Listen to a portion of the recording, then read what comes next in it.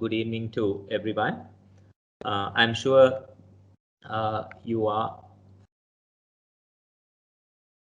familiar with the topic today, and I'll be talking in the next 45 minutes on interpretation and management of failure to thrive. So you would have seen the previous picture. You saw a herd of elephants, and they also seem fairly skinny. And in pediatric practice, I think failure to thrive is a key important thing, and we need to have a reasonable idea as to how to tackle a patient with failure to thrive. So my overview of the lecture, we will be talking about the current global status. We will try to find a definition for failure to thrive, which is going to be a little difficult, you will understand. We are going to talk about causes of failure to thrive, its evaluation. And in the second part of the lecture, I am going to discuss some cases with you. And I'll be happy if you can give me some answers when the cases are projected. And then finally, we will go into principles of management and then end it up with a summary. Right. So taking failure to thrive, if you go into the historical perspective, Holt in 1899 describes something like this. He goes on to say, at birth, the baby was plump and well nourished, continued to thrive for a month or 6 weeks, while the mother was nursing him. At the end of that period, circumstances made weaning or complementary feeding necessary. From that time on, the child ceased to thrive. So this is about 120 years ago. This problem has been there. And when you go back to history, you realize that at that point of time, children were breastfed only for about 6 weeks. We have come very much beyond that. Now we breastfeed for 6 months. And then most of you will agree that our patients generally do thrive until about 6 months. And subsequently, they start to falter in their weight and then make us, do lots of investigations and so on to find out what may be happening. Right. So going on to the global prevalence of failure to thrive, according to the WHO statistics of 2019, there are about 21% of all children under 5 years were supposed to be stunted. And there are about 14 million children who are affected by severe wasting. These are from WHO data. And when you look at the prevalence of stunting and wasting, what is striking is that the South Asian region shows significantly higher prevalence rates than the other areas in the world. We are, of course, as Sri Lanka, slightly different to the Southeast Asian region. We have somewhat lower levels. I will show you the figures in a while. But what is encouraging is that in spite of having stunting of about 21% in 2019, the global and regional rates of stunting are slowly decreasing. And therefore, WHO believes that it will come down further by 2030. However, with the current corona epidemic hitting the entire world, I'm not sure, with lots of people, not finding food and losing jobs and so on, in the next couple of years, we may actually see an increase rather than a decrease. So we will probably need to wait and see. So if you look at the comparison of stunting and wasting between 2000 and 2019, you can see that there has been a drastic difference there. From about 35%, it has come down to about 19%, and these are in absolute figures. There has been about nearly 990 million children who have been affected, and now it has dropped to about 140 million. On the other hand, you see on your right-hand side that obesity has been increasing in prevalence compared to 2000 and 2018. And I'm sure you also will agree that in your day-to-day practice, you have seen patients who are more obese, while appreciating that we still continue to see large number of children who have growth failure. Right. So this is data from Sri Lanka between 2000 and 2013 and 2017, and you can clearly see that underweight in 2013 falling from 17 to 14.5. There's also been a decrease in wasting and stunting. Now, when it comes to children who are stunted between 2016 and 2017, again, we are seeing some improvement, right?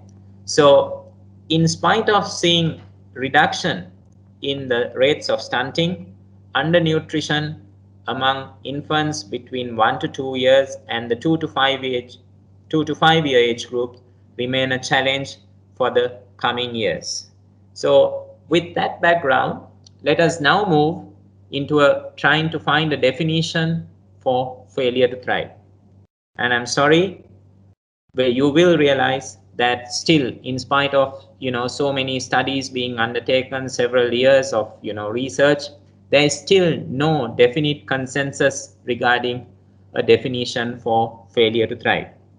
So in 2016, Homan, in his article to the American Family Physician, he tried to define failure to thrive, and he says it is an abnormal pattern of weight gain defined by the lack of sufficient usable nutrition documented by inadequate weight gain over time.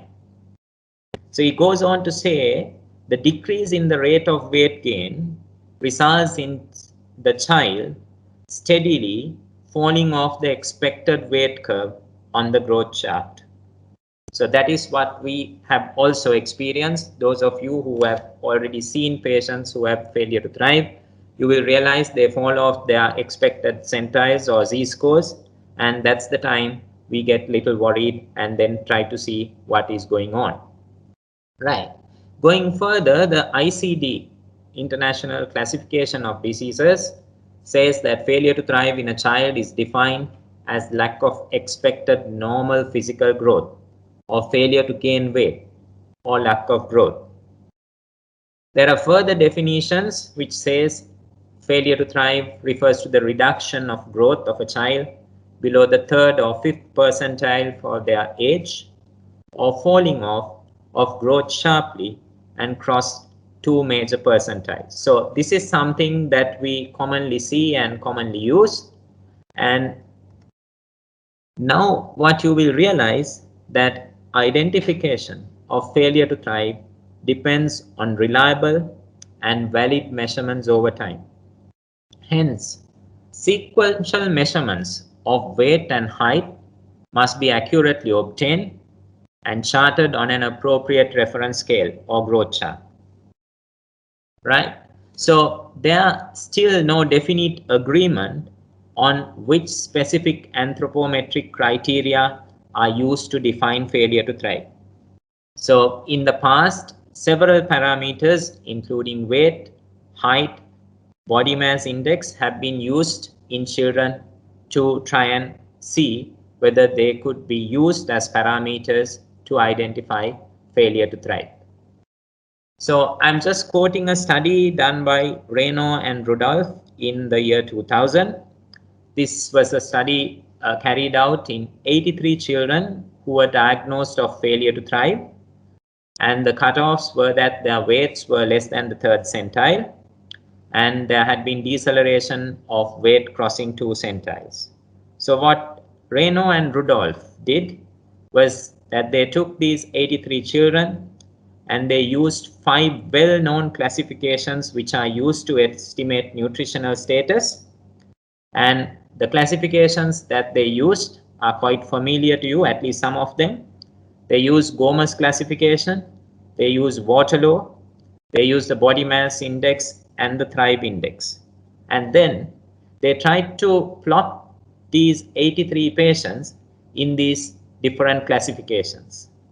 And this is what they found in different classifications. Now, according to this, here there is no failure to thrive, mild, moderate, and severe. So according to the Waterloo classification, you see that patients who had failure to thrive, according to this, there is a group of people who are not included or is not showing features of failure to thrive. And similarly, when BMIs were taken, again, there was a reasonable proportion of people or children rather who didn't fall into the so-called category of failure to thrive. So what they ultimately found is that the methods were inconsistent in classification of severity, and no one method was superior in predicting problems. So they did not see any superiority between Waterloo, Gomez, or the body mass index. So ultimately, these two authors concluded weight alone, being the simplest, is still the most reasonable marker for failure to thrive and its associated problems. So in addition to this, there are also some other problems with regard to these definitions. All of you know that there may be babies who are born large for gestational age, and they can drop weight centiles to reach their normal growth curve. Then about 25% of normal children can cross 2 centile lines. About 13% of children born small for gestational age will not have full catch-up growth. And also, children with small parents will have lower genetic potential for height.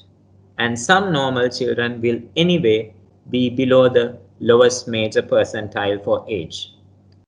So now you will see that there is so much disagreement about how failure to thrive is diagnosed or the definition. So therefore, we probably need to have some kind of definition. So the most practical way to identify failure to thrive is probably the weight for age chart, and that is the most commonly used method now. And z-scores are more precise than centiles, and they will help us with better understanding of the nutritional status and better tracking of growth changes. So let us move to the etiology of failure to thrive. Failure to thrive has been broadly classified as non-organic failure to thrive and organic failure to thrive. So non-organic failure to thrive is, according to literature, common in about 90 to 95% of children. And basically, non-organic failure to thrive goes on to indicate that children do not get adequate food. So if non-organic failure to thrive is in relation to inadequate nutrition, organic failure to thrive, the smaller component, will deal with medical disorders or other pathologies that could give rise to failure to thrive in a child. So the non-organic causes will mostly need behavioral interventions, whereas organic etiologies will need intervention to treat first of all, to diagnose the underlying pathological condition and then subsequently treat it. However, you also need to understand that organic causes or organic cases could also have behavioral and environmental aspects into their management. So therefore, finding an organic etiology does not automatically rule out the contribution from the environmental and behavioral factors. So if I cite two examples, take a child who has inflammatory bowel disease, and this child may be coming from a poor socio-economic background where there is lack of food, and that will be a contributory factor to the failure to thrive in addition to the underlying inflammatory bowel disease this child has. On the other hand, if I cite another example, you might have a child who's got a congenital heart disease which is complicated with heart failure, and that leads to increased energy expenditure. But on the other hand, this child may also have poor absorption due to chronic congestion of the gastrointestinal mucosa. So taking the etiology further forward, you could broadly categorize etiology and take them as inadequate intake, inadequate absorption of food if there has been adequate intake, and then of course increase calorie expenditure. And children or babies who are born can have failure to thrive in very early stages, and majority of them hopefully do very well while breastfeeding, but some of them can have problems in the initial part, and thereafter we see that this becomes a problem. So we are talking about etiology of failure to thrive. And so if we look at the inadequate intake, and it can start off from early as the child is born. So there might be problems in difficulties associated with breastfeeding, which we will go into details when we discuss the cases. If patients are being fed on formula, there might be improper formula preparation. The child might have structural abnormalities like a cleft lip or a cleft palate.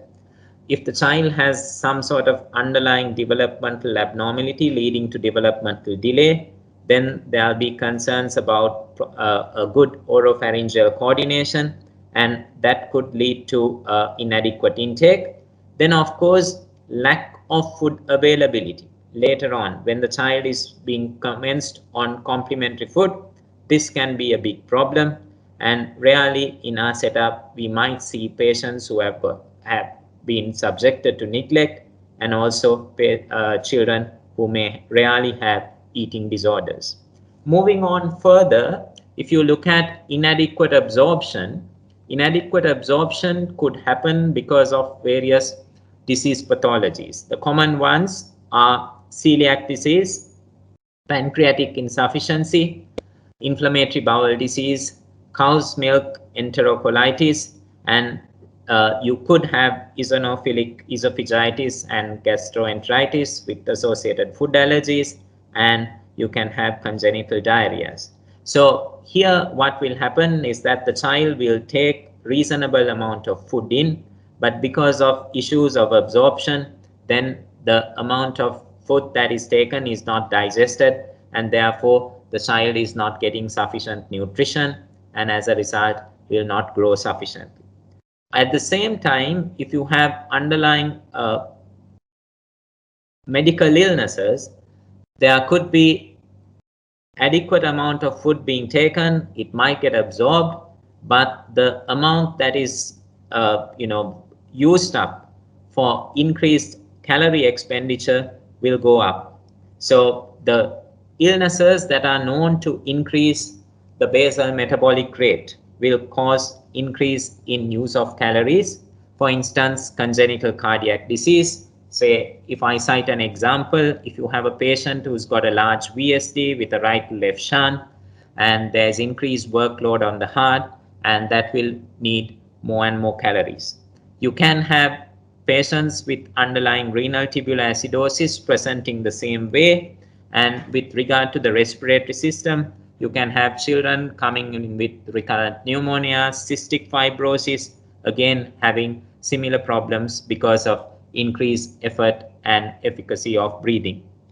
I'm sure all of you have seen patients with laryngomalacia, and if the laryngomalacia is severe, you know there is increased effort of breathing, and these children also have significant failure to thrive. Additionally, immunodeficiency, because it leads to recurrent infections, hospitalizations, poor intake, and so on, can cause increased expenditure, where malignancy and thyroid disease can also come in. So how do we evaluate a patient with suspected failure to thrive? That is the next part of the presentation. So I'm sure taking a detailed medical history becomes extremely important, because this will shed certain amount of light as to whatever differential diagnosis you are thinking about. So in your detailed medical history, you may have to go into details about whether the child, how the child has been growing, whether he has had past history of hospitalization, and if so, for what illnesses the child was hospitalized, and whether any diagnosis was made. Well, if there has been a diagnosis made, then you may try to correlate such diagnosis into the reason for the failure to thrive. A feeding history will be very important, If the child is breastfed, then you will have to ask about feeding frequency, and you will need to assess the adequacy of feeding. With regard to types of food, more so in children who have been commenced on complementary feeding, you will need to find out whether the child is getting adequate amount of calories and proteins, and whether there is diversity of foods. Family history might be important because there may be another sibling affected, or there might have been other family members who have had problems of similar nature. Birth details, and of course socio-economic factors. Now socio-economic factors play a huge role, because I think most of the patients we said do have non-organic failure to thrive, and that results due to inadequacy of food, and the inadequacy of food is significantly contributed to by socio-economic factors. So the risk factors that are known to cause failure to thrive include psychosocial issues within the family, poverty. Postpartum depression can give rise to failure to thrive in a very small baby. Poor parenting skills, because they are unable to sort of handle the child, and that could lead to feeding problems and give rise to failure to thrive. Disordered feeding techniques, when there is intimate partner violence or abuse which happens at home, substance abuse in parents, and unusual health and nutritional beliefs. Now, this becomes a problem in our society, because most of the time our children, parents, they live with extended families, more so in the villages, and there is certain amount of discussion about cold foods, heaty foods, and so on, certain things which should not be given to children, which can actually be a significant risk factor for the child not to gain weight sufficiently. So going on to the physical examination, we need to accurately know what the growth parameters are, and not only knowing the growth parameters, you have to plot them in a growth chart, and you would want to see the pattern of growth. Sometimes you would go to the extent of calculating z-scores, and you might use uh, other standard methods to identify malnutrition, like your Gomez and Waterloo scale. Mid-parental height might be useful. And then, of course, looking at the patient, you will need to do a good general examination. In the general examination, you should focus on whether the child shows any other features of nutritional deficiency. The child might have depigmented hair, there might be associated pallor, features of iron deficiency, other nutritional deficiencies, and so on. You look at how the child relates to the parents, because sometimes you do see patients who have been neglected ending up with poor weight gain. So how the child is dressed, what sort of interaction the child has with parents will be important. And then moving on, you will need to undertake a comprehensive systemic examination, more so if you're thinking of a non-organic failure to thrive. So therefore, a detailed examination of the cardiovascular system, respiratory system, maybe the neurological system will be useful. And if you think that feeding could be a problem, then observed feeding in appropriate circumstances is going to be crucial. At the same time, undertaking a development assessment will be useful, because you will be able to see whether this child is developmentally normal, whether he shows the desired milestones to take whatever the diet that is being offered to the child. So moving on to the laboratory workup, most children with failure to thrive do not have organic disease to identify by investigations. I reiterate that, because we said that about 90 to 95% of patients have got non-organic failure to thrive, and that is because of inadequacy of food. And even most of the organic disorders could be identified during your history and physical examination. So say a patient has got an underlying cardiac disease, and if it is a significant cardiac problem, then I'm sure in your physical examination you will be able to pick up a cardiac murmur, pick up that the child may be in heart failure.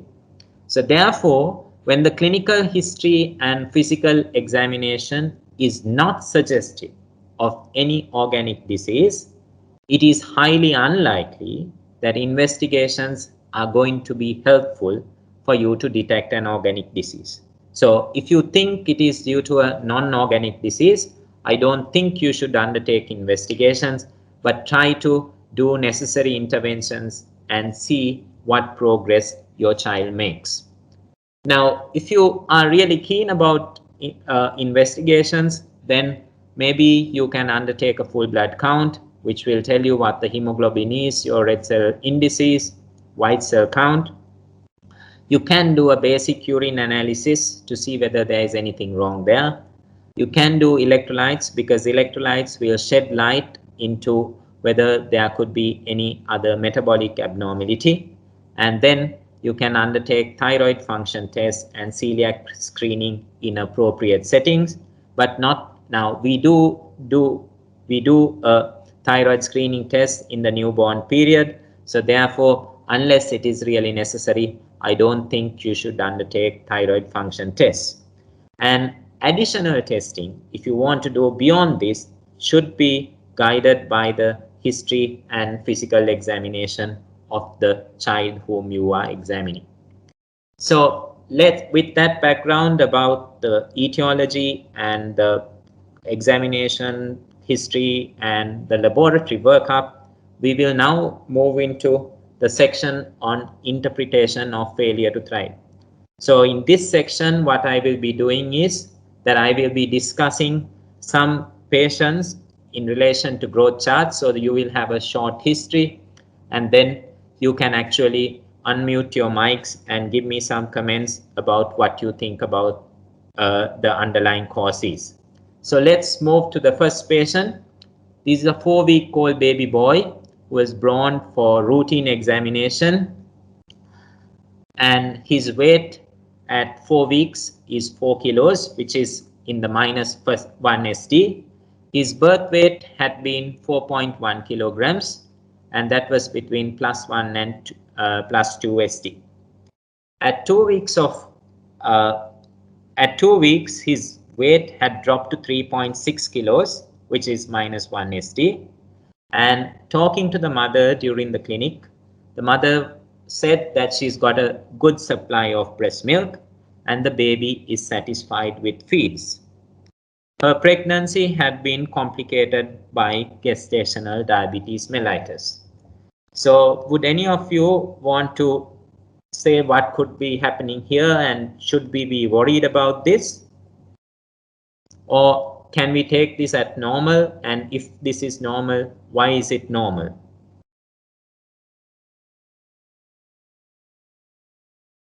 Any answers? Right, since everybody seems to be quiet, well, I will try to give you a plausible explanation.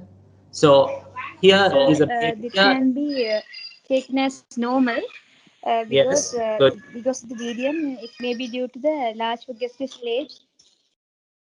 Okay, excellent. Yes, so what Thank you, would sir. have happened? Okay, thank you. So what would have happened in this patient is that this mother was complicated by gestational diabetes. So therefore, this baby would have become macrosomic and was born with a large gestational age. However, subsequent to coming out, this mother would not have been able to produce sufficient milk to ensure that this child grows along that centile. So therefore, in spite of having sufficient milk, this child has dropped down 2 centiles and now has stabilized himself in a lower centile and is growing well. So whenever you assess a patient of this nature, it's important for you to find out whether a mother is having sufficient milk. So how do you do that? You can find out about what the mother feels. Usually, if a mother has got sufficient milk, when she is feeding on one side, there should be some amount of contralateral drip. If you look at the baby's aspect, the baby will take the feed fairly vigorously and would empty the breast in about 10 minutes. And then subsequently, if he is not hungry, he is likely to have a reasonable rest of about at least 2 to 3 hours. He should also be passing urine in sufficient amounts, and the urine has to be colorless, indicating that he is passing dilute urine, and the baby will also open bowels regularly. So in this patient, what is more important is, though this was complicated by gestational diabetes mellitus, as practicing doctors, we need to follow up this child to see whether this child will continue to grow along this centile or whether he will drop further. Well, if he is dropping further, then of course this child will need further investigations. So you can have children who come out with a fairly high birth weight, but then drop down to a lower centile and then continue to thrive along the same centile. Right, in a minute, I will show you a weight chart of a 3-month-old baby who was born to a teenage mother. Baby was born vaginally at 30 weeks of gestation. He was admitted to a neonatal unit and spent 8 weeks. And he was given nasal CPAP for 48 hours. Baby is currently breastfed on demand. Mother is satisfied about the baby's growth. He has a startle response and is also smiling, and he's unable to lift his head in prone position. So here is a baby who is born at 30 weeks, coming at 3 months, indicating that the baby's corrected gestational age is about 2 weeks. So he has a startle response, is trying to smile, so which indicates that this child is developmentally normal. Him being unable to lift his head in prone position is acceptable. Right. So this is the growth chart of the case we discussed. It's a baby who was born at 30 weeks of gestation. And what are your comments about this baby's growth, and what will you do for this child?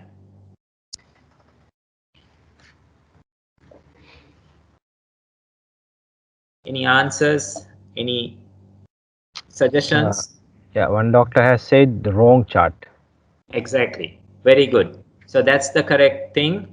It's the wrong chart. This is a preterm baby. So if you have a preterm baby, you need to monitor the patient on a preterm growth chart. And when this baby was plotted on a preterm chart, this is how this baby was doing. So you see that there is appropriate weight gain along the particular z-scores. So there is no problem with regard to weight. Now this is a 30-weeker, and when you look at this chart, and this is the head circumference of this baby, will you be concerned about this baby, or do you think this is acceptable?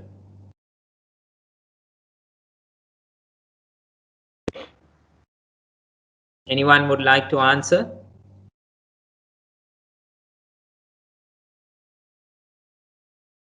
Okay, so here you see. So it says it's a concern. It is a concern. Yes, it is a concern. That is right. It is a concern because this child is OFC is now crossing centiles. And if you see a preterm baby whose OFC is crossing centiles, we probably need to be little concerned. We may have to undertake ultrasound to see whether this child is developing hydrocephalus. So it is not only looking at weight and length. When you assess children, I think in the smaller ages, you need to focus on the OFC as well. We'll move to the third patient. This is a 5-month-old baby who was being referred with poor weight gain. And he's the firstborn to healthy parents, has been exclusively breastfed. Mother is a lawyer, and she was saying that she's got an adequate supply of milk. The baby was feeding very well. So when we discussed about the adequacy of feeding, this mother said that this child was having about 20 wet nappies for a day, but he was opening, in spite of being breastfed, he was opening bowels only about once in 3 days. She said the stools were somewhat hard. And what other information do you think is needed, and how are you going to manage this baby? One doctor says renal tubular acidosis. Yes, so I would like to ask that doctor how this doctor came to the diagnosis of renal tubular acidosis. I think it's a reasonable diagnosis to consider. Dr. Darshika. Yeah, so what does she say? Yes, she says there's yes. a progressive crossing of centiles. Yes, that's with, right. And there's polyuria. Okay. With growth failure, which started since birth. Okay, good. So most likely to be due to renal tubular acidosis because feeding is adequate in spite Yes. that having a polyuria and growth failure. Thank you. So that's a very good answer. So what I want to highlight here is that most of our children generally thrive well up to 6 months of age. So if you see someone falling off fairly early on, then I think you need to have an open mind. You need to think whether there could be inadequacy of feeding, and for that you may have to take an appropriate history. And then if you think that there could be adequacy of feeding, then undertaking other investigations might be useful. So the clue here is that this child was passing a lot of water and the child was constipated. So we did investigate this child and a diagnosis of renal tubular acidosis was confirmed. So similarly, you might see patients who might have this, and well, if you have this and there is nothing in the history, you may have to undertake a thorough examination. Even a child who has an underlying cardiac defect who has not been diagnosed can have poor weight gain because of heart failure and increased need of calories to keep the metabolic rate going. Right, let's move to the next question. 5-month-old baby born to a teacher is being seen by you in clinic. The concern is that the midwife has been little nasty and said that the baby is not gaining weight. Mother is a teacher and she's due to go back to work in the next week, and she's going to be away for about 10 hours. The grandparents have taken the responsibility of looking after the child. And because the mother is worried that she will not be able to express lot of milk, she has started giving red rice kanji. I will show you the growth chart. So that is what is happening. What advice do you think we should give this child? You see that there is some amount of faltering of weight happening here.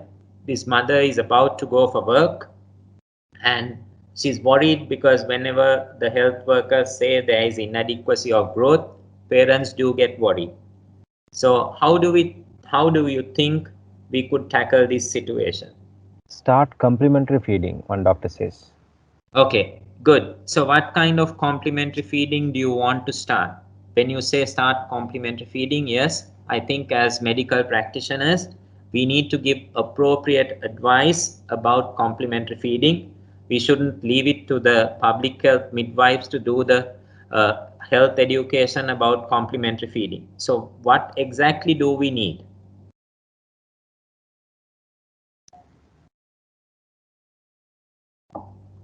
Right. So you see that this child is faltering in weight here, and this is probably because the mother is perhaps not having sufficient amount of milk for this child to continue with 6 months of breastfeeding.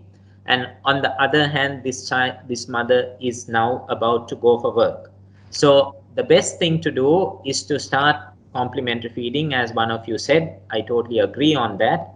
And what is most important is that the complementary feeding you start should be energy dense, because if you give rice kanji or if you give formula, you may not be able to match the energy need of this child. So the complementary feeding that you commence has to be thick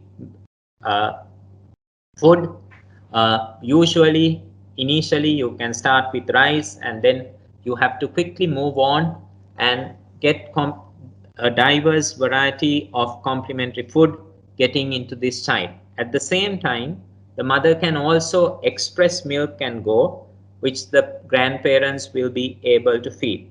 So what I want to stress here is that if a child is falling off around 4.5, 5 months, then I don't think there is any need to commence on formula. You could always start the child on complementary feeding, and then, review the child and the mother, see whether there is weight gain, and if there is weight gain, well, that itself will, you can tell the mother that the child is doing well after starting complementary feeding. Right. So case number 5, this is a baby whom I saw in the clinic around 8 months of age with features of growth faltering. In the last 3 months, the baby had suffered low-grade fever. He was managed by the local general practitioner. No other symptoms other than a little bit of straining. And when I saw this child was severely wasted. He was febrile. And this is the growth chart that I saw. So with this background, you can quite clearly see this child had been growing well until about 5 months of age, and thereafter he started having this ongoing febrile illness, and during that time there has been significant weight drop. And this is the time he came to us, and you see subsequently the child has started to grow. So what are the likely possibilities here? Any answers? Low-grade fever going on for a few months, and being treated by different doctors. What could have been the underlying problem?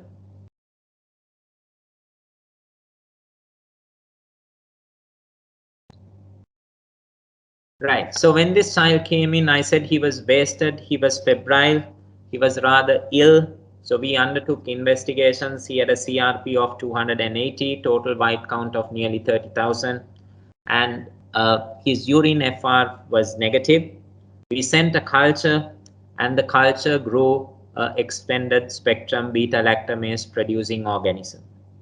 So with that background, he was started on broad spectrum antibiotics following the urine culture and blood culture.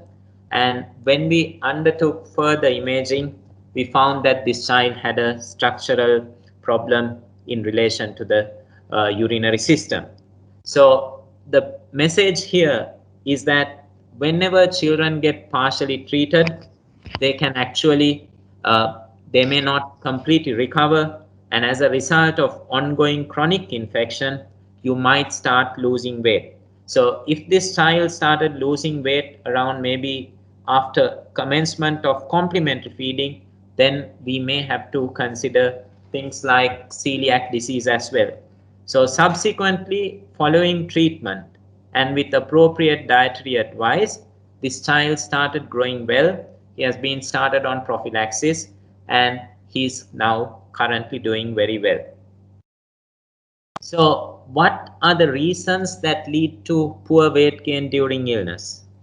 These actually contribute a great deal, especially when children have recurrent illness. One thing is that when they are ill, they have a poor appetite, and if they are small and when they are not eating, the mother is likely to recommence breastfeeding, and when the child is being breastfed, again the child is taking a very low energy dense fluid, and as a result of that, the need for solid food will become even less. Because of the increased catabolic response to illness, that will also lead to more and more calories being used up, and therefore the child will lose weight. If the child is unwell and is being mostly managed on IV fluids, that is also going to contribute to inadequate number of calories. And at the same time, when children are in hospitals, there is a tendency to give commercial foods like biscuits and so on, because food cannot be brought easily to hospital or because the parents have practical difficulties. In addition to that, as I said previously, cultural beliefs about cold foods, heavy foods comes into the picture. So you see that whenever you have a patient with a diarrheal illness or a febrile illness, the parents have stopped giving solid food, maybe gone on to thin rice kanji, or they have just stopped giving solid food and they expect to give something like Jeevani. So I think it's our responsibility that whenever we see children and whenever we treat children, to tell them that they could be on their normal diets if the child is eating, and not to recommence breastfeeding, because those are going to have negative effects on the child's feeding. Number 6, 9-month-old baby is seen by you with a febrile convulsion and his CHDR shows inadequate growth. Parents are manual laborers. They have 3 other children. Child is breastfed on demand when the mother is at home, and he is refusing rice-based meals. He likes eating biscuits commercially available, likes bottled milk, and he is fed on full cream milk powder. Now, this is a common scenario that we come across more so with patients from lower socio-economical background, because parents have to go back to work if they are to sustain the family, and whenever they are away from work, especially if they are estate laborers, they keep their children in creches, and in the creche, the people who look after these children will give whatever that has been brought in by parents.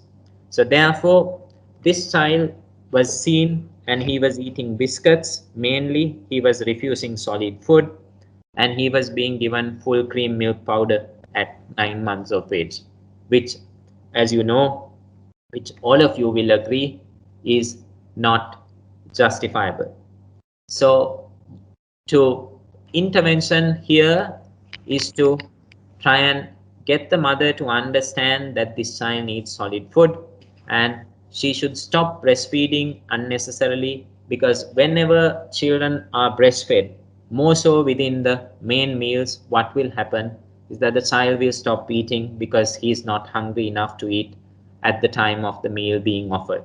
So therefore, when you are giving complementary feeding, it's important not to unnecessarily give milk to the child if the child is not hungry, or if the child has taken a reasonable meal, you should not encourage giving milk during daytime, because what the child would apparently do is stop taking the solid food and then start taking more and more of the mother's milk, and then eventually what will happen is that the child will stop taking the solids and go back entirely on mother's milk. So it's important that whenever you see that patients are crossing centiles, you need to take an appropriate dietary history, give appropriate advice, and then follow up these patients to see whether your advice has been heeded to and whether the child is making progress in a positive way.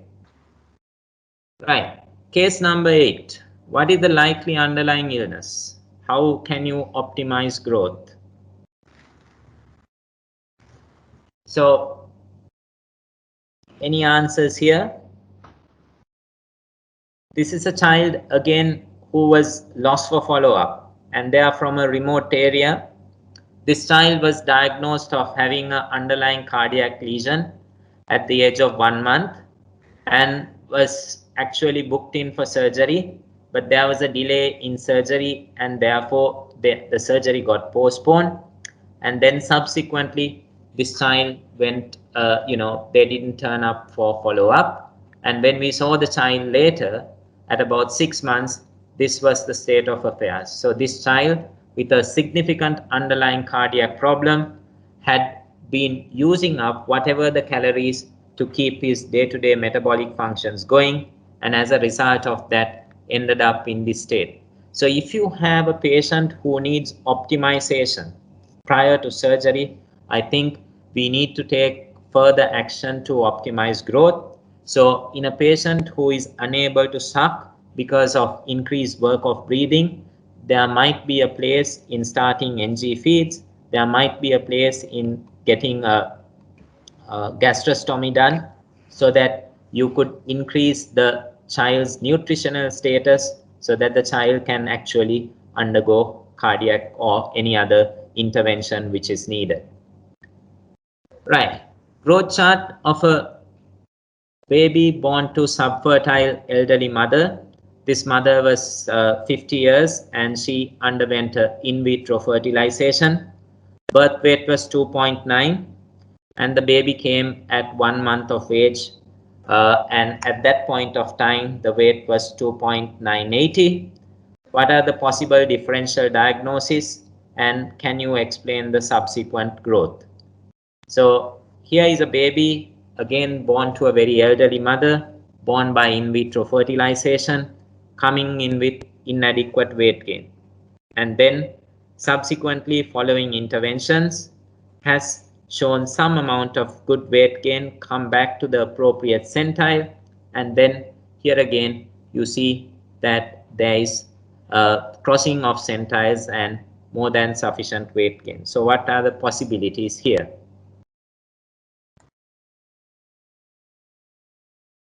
Formula feeding? Yes, formula feeding. On what grounds? Why do you think this is a candidate for formula feeding? It's an elderly mother with she has 45 year. She's 45-year-old. Elderly. Yes, she's actually 48. She's 48. So there might be inadequate production of milk, so they would have started on formula feeding. Okay. Yes, so that's a reasonable answer. And how do you explain this?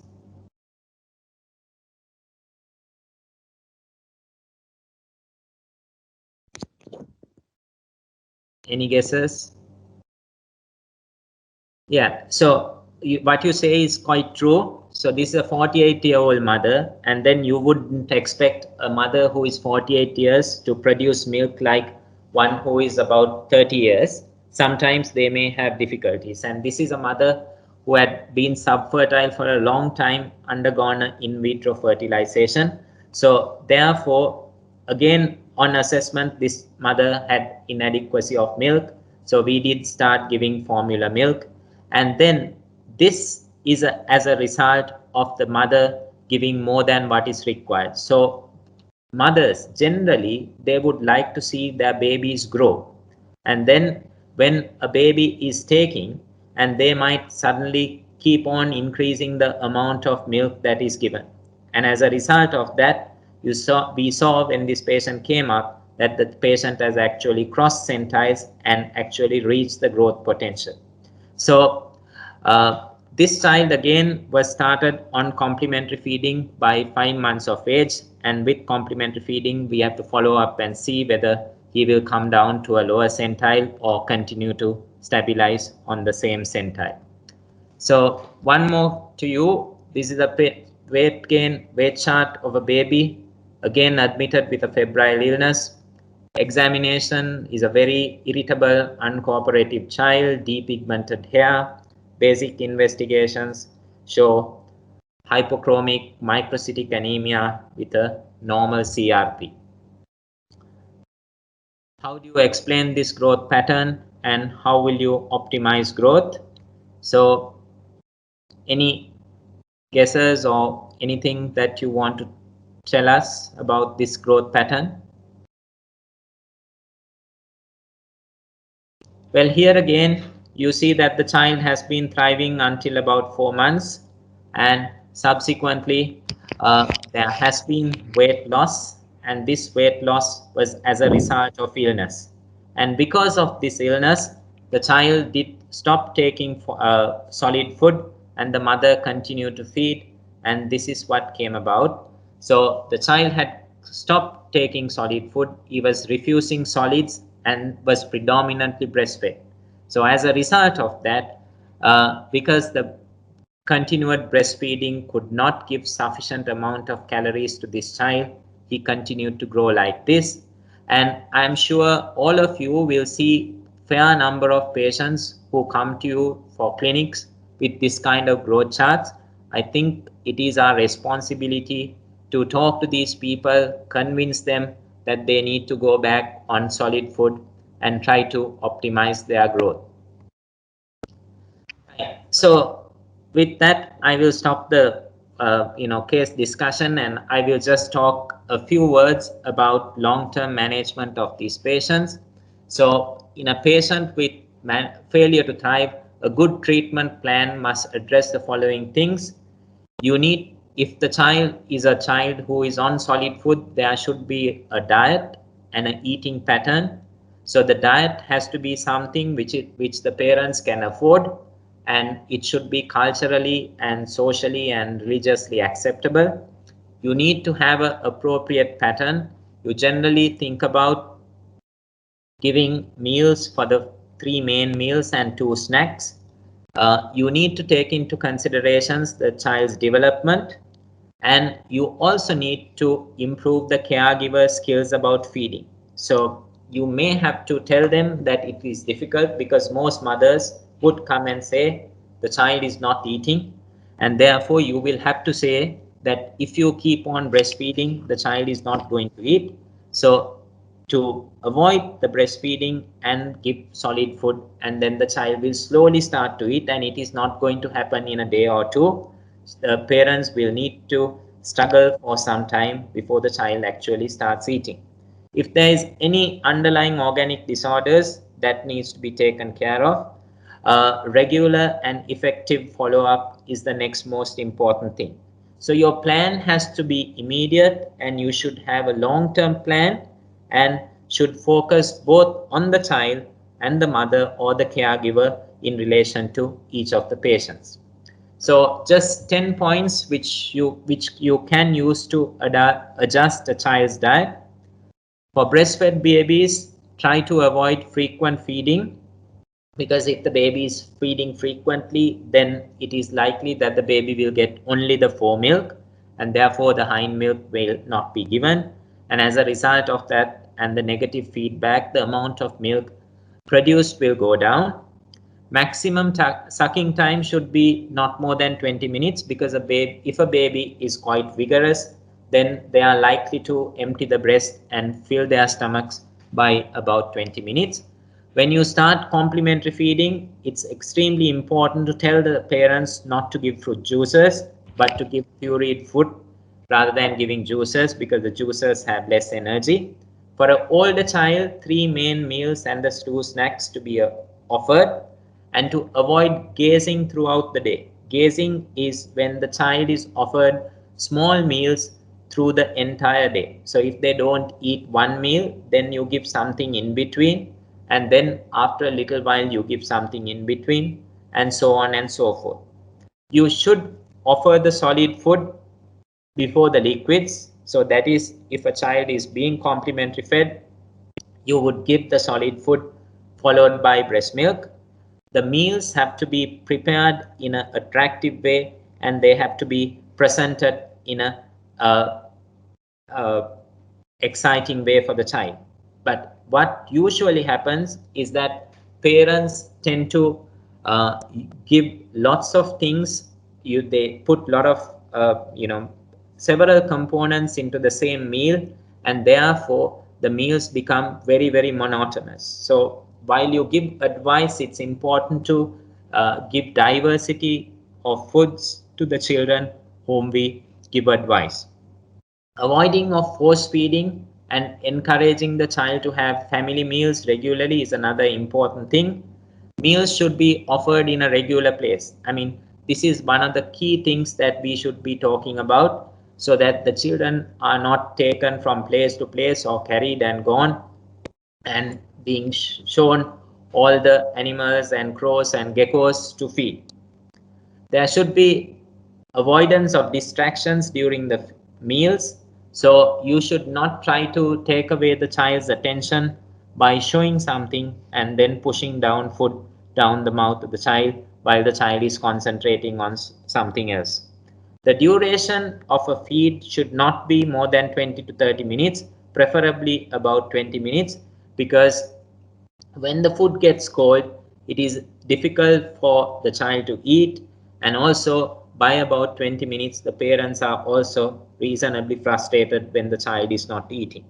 So if you do have problems and you still can't get the necessary weight gain, then you can discuss with the dietitian whether you can get some increased calorie density. So for patients who have failure to thrive, I mean, Sri Lanka has come up with ready-to-use therapeutic fruits like BP100. So you can start on them and see whether those will be helpful. So in summary, normal growth is a reflection of overall health and nutritional status. Failure to thrive is a common problem in children. Unfortunately, there is no clear definition, but the current weight-based definition, which sees scores, is considered the best. Energy-based classifications offers the more practical classification for failure to thrive. That's like your Waterloo and Gomez classification. Proper history and thorough physical examination will reveal the etiology in majority of cases. Careful interpretation of growth charts also helps in the diagnosis. Wrong interpretations will lead to parental anxiety and unnecessary referrals. Understanding normal growth enables early detection of pathological deviations, prevents unnecessary evaluation of children with acceptable normal deviations. Optimal growth can be sustained in a majority through appropriate dietary and medical interventions. Thank you.